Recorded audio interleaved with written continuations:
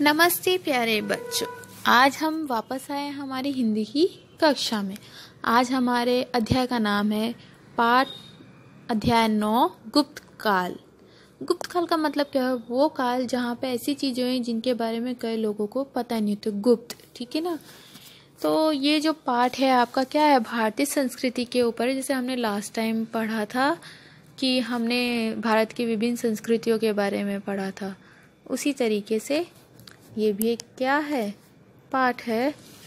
शुरू करते हैं। भारतीय इतिहास में गुप्त काल को स्वर्ण युग कहा जाता है।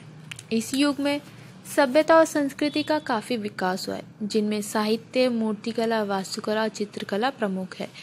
तो इसे स्वर्ण युग क्यों कहा जाता है? क्योंकि इस समय बहुत सारे साहित्य, मूर्तिकला, इन सब का क्या हुआ था, विकास हुआ था। गुप्त काल के शासक विष्णु के भक्त, इसके साथ ही वे अन्य धर्मों का भी समान रूप से सम्मान करते थे।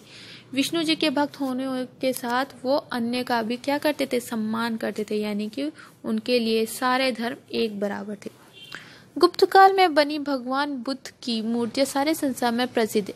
मथुरा के संग्रहालय में स्थित बुद्ध की खड़ी मूर्ति के मुंह पर शांति और गंभीरता देखते ही बनती है। ये देखिए, जो ये आप पिक्चर देख रहे हो यहाँ पे पीले से रंग की, ये कौन है? गौतम बुद्ध है।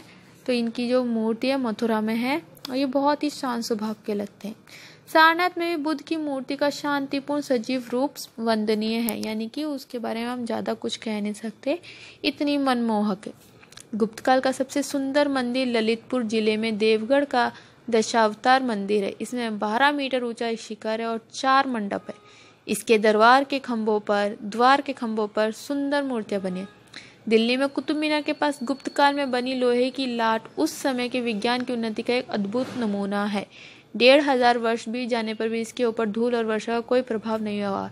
क्यों नहीं हुआ है?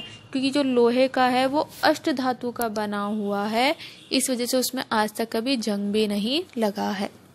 गुफा मंदिर क्या होते हैं, अब हम ये जानते हैं। गौतम बुद्ध के शिष्यों ने पाठ पूजा करने के लिए जंगल और पहाड़ों में एकांत स्थानों का चयन किया।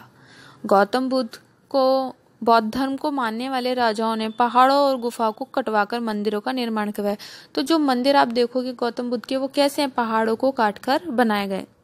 दक्षिण में अजंता और मध्य प्रदेश में बाघ के गुफा मंदिर ऐसे ही मंदिरों की श्रेणी में आते हैं। महाराष्ट्र में औरंगाबाद के पास सहस्त्रादि पर्वत श्रेणियों में लगभग 30 गुफाओं में काले पत्थरों को काटकर ये मंदिर बनवाए गए हैं। तो कैसे पत्थर लगे हैं? काले पत्थर लगे हुए हैं। 30 गुफाएं। यहाँ मूर्तिकला और चित्रकला के सुंदर उदाहरण देखने को मिलते हैं। तो अभी हम जो पढ़ रहे हैं गुफा है, जैसे कि अजंता और एलोरा के बारे में पढ़ते हैं, वैसे ही अजंता और एलोरा की गुफा मंदिरों के अतिरिक्त एक प्रसिद्ध गुफा मंदिर एलिफेंटा नामक स्थान पर स्थित है। यहाँ पत्थरों को काटकर शिव पार्वती की अनेक सुंदर मूर्तियां बनाई गई हैं। दक्षिण भारत के महाबलीपुरम में भी पर्वत श्रृंखलाओं को काटकर मंदिरों का निर्माण किया गया है। यहाँ मूर्तियों की भरमार है। इनमें मानव, देवता, राक्षस सभी की आकृतियां विद्यमान है। तो जो गुफाएं होती हैं आपने देखी कि जिसमें शेर भी रहते हैं, उसी तरीके की गुफाएं थी। क्यों? क्योंकि पहले जो आदिवासी लोग थे उसी में रहते थे। तो उसमें अब जो हम देखने को मिलते हैं, बहुत सारे मंदिर हैं जो गुफाओं के अंदर है। बहुत सुंदर सुंदर उसमें चित्रकारी की गई है और इसमें सबसे प्रसिद्ध है अजंता और एलोरा की गुफाएं। सूर्य मंदिर, जो कोणार्क का सूर्य मंदिर सबसे प्रसिद्ध है। क्यों बोलते हैं इसको सूर्य मंदिर, ये मैं आपको बताती हूँ। क्योंकि जब सूरज उगता है तो सबसे पहले उसकी रोशनी क्या होती है, एक तरह से सूरज की उसी में जाती है, तो इसलिए उसको सूर्य मंदिर कहते हैं। रोशनी साफ आती है। उड़ीसा में समुद्री किनारे बने कोणार्क के सूर्य मंदिर के रथ में 7 घोड़े लगे हुए हैं। इन घोड़ों को देखकर ऐसा प्रतीत होता है मानो ये बहुत तीव्र गति से दौड़ रहे हों। घोड़ों द्वारा खींचे गए रथ के पहिए धुरी और चक्कर गति का आभास कराते हैं। किसका? यानी कि लगातार चलते रहने का आभास होता है। खजुराहो के मंदिर चंदेल राजाओं के द्वारा लगभग 1000 वर्ष पूर्व बनवाए गए थे। आरंभ में इनकी संख्या 85 थी, किंतु अब केवल 22 मंदिर शेष रह गए हैं। इन मंदिरों की दीवारों पर कलात्मक मूर्तियां निर्मित हैं। भारतीय कला का श्रेष्ठतम रूप हमें यहाँ देखने को मिलता है। तो खजुराहो जो है वो भी बहुत फेमस जगह है, प्रसिद्ध जगह है। वहां पे भी कितनी है? इनकी संख्या 85 थी पहले, बट अब कितने रहेगी? है 22।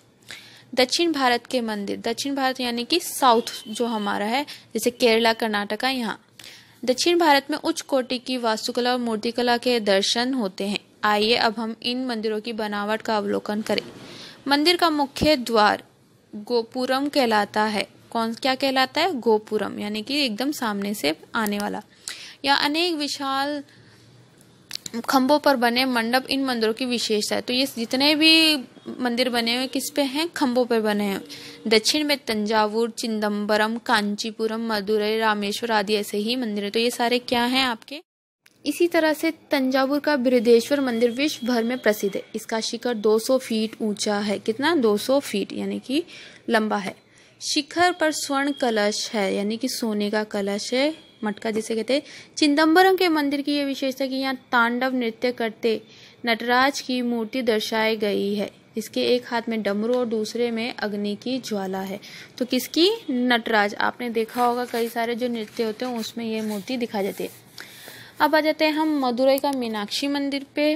अपनी सुंदरता और भव्यता के लिए प्रसिद्ध है। हजारों स्तंभों वाला मंडप और वहाँ की मूर्तियों का शिल्प दर्शनीय है। तो बहुत ही मनमोहक है ये दृश्य। अब हम आ जाते हैं मुगल कलाकृति। अकबर और शाहजहां ने अनेक भव्य इमारतों का निर्माण करवाया। फतेहपुर सीकरी का बुलंद दरवाजा संसार का सबसे ऊंचा दरवाजा माना जाता है। तो जो कि अकबर का पहले क्या हुआ करता है? राजमहल, वही क्या है? सबसे प्रसिद्ध दरवाजा बड़ा। शाहजहां ने विश्व प्रसिद्ध ताजमहल का निर्माण करवाया। उसी के काल में लाल किला, जामा मस्जिद आदि इमारतों का निर्माण भी हुआ। ये सभी इमारतें अपनी सुंदरता और वास्तुकला के लिए संसार भर में प्रसिद्ध है। अमृतसर का स्वर्ण मंदिर और देश के विभिन्न भागों में बने अनेक गिरजाघर भी भारतीय वास्तुकला के श्रेष्ठ उदाहरण है। इस प्रकार भारतीय कला सभी कलाओं का मिश्रण है। तो ये देखिए बहुत सुंदर माना जाता है विश्व भर में भारत की। पूरे विश्व में क्या है? हमारी भारतीय कलाओं की बहुत चर्चा की जाती है। तो स्वर्ण मंदिर हमारा पूरे विश्व भर में फेमस है। आप देख सकते हो ताजमहल, स्वर्ण मंदिर, लाल किला। यहाँ पे विदेशी भी आपको घूमते हुए मिल जाएंगे। तो हमें गर्व होना चाहिए कि हमारी भारतीय संस्कृति इतनी ज़्यादा महत्वपूर्ण हो गई है कि सब लोग दूर दूर से इसे देखने आते हैं। तो धन्यवाद प्यारे बच्चों। आपको शब्दार्थ कॉपी में अपनी नोटबुक में करने हैं। Bye bye.